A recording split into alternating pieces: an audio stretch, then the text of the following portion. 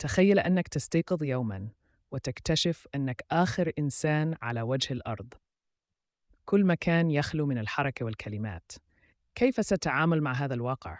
لا أصوات، لا حركة، فقط أنت في عالم جديد تماماً، بدون أي تواصل بشري أو أصوات يومية معتادة. هل ستنجح في الاعتياد على هذا الصمت؟ حرية مطلقة، ولكن بثمن غال جداً. مع كل هذه الحرية، تعمق في التفكير. كيف ستعيد بناء عالمك الخاص بلا قوانين أو قيود؟ تخيل عواقب العزلة.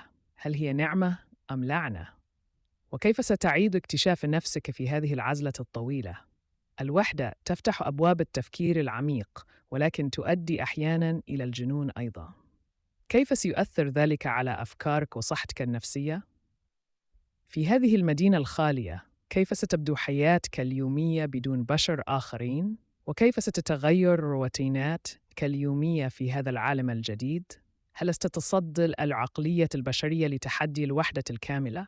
أم أنها ستنهار في النهاية؟ ما هي رسائلك الفلسفية العميقة لنفسك؟ إذا أعجبك الفيديو، لا تنسى تفعيل الجرس وشاركنا أول خطوة ستقوم بها لوقت آخر. إنسان.